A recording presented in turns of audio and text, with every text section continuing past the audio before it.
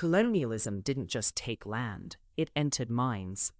Today, we're exploring colonial psychology. How colonial rule reshaped identity, self-worth, and ways of thinking, long after independence. Historically, this begins in the 15th century with European expansion. By the 19th century, formal empires controlled Africa, Asia, and the Middle East. Frantz Fanon later described how colonized people internalized inferiority, while colonizers saw themselves as naturally superior.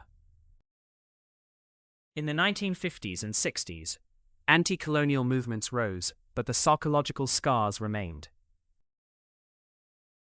By the late 20th century, scholars started studying postcolonial identity, asking why former colonies still struggle with cultural confidence and political autonomy.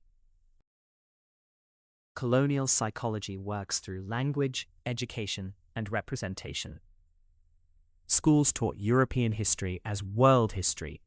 Local cultures were labeled primitive.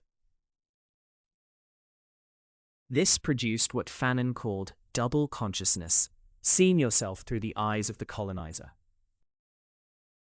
Sociologist Edward Said showed how the West constructed the Orient as backward, emotional, and irrational. These stereotypes still shape media today. Contemporary sociologists, like Achille Mbembe, argue that modern sociology itself ignores colonial history, treating Europe as the center of progress.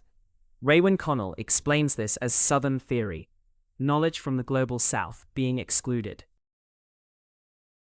Achille Mbembe discusses how colonial power continues through economic and political control, what he calls necropolitics.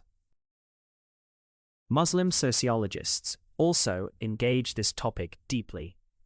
Ali Shariati described Westoxification, blind imitation of Western culture that erases authentic identity. Malik Bennabi spoke of colonizability, arguing that internal weakness allows external domination. Saba Mahmood challenged Western feminist assumptions, showing how Muslim women exercise agency in religious frameworks rather than through Western liberal ideals. Islamic thought offers an alternative psychology, dignity from Allah, not colonial approval.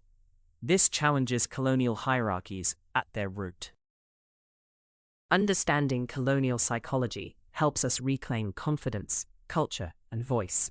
Decolonizing the mind is not about rejecting modernity, but choosing consciously who we are. What if the chains of colonialism are no longer on our land, but in our thinking? If this made you think, like, share, and subscribe for more deep sociological insights that reshape how we see the world.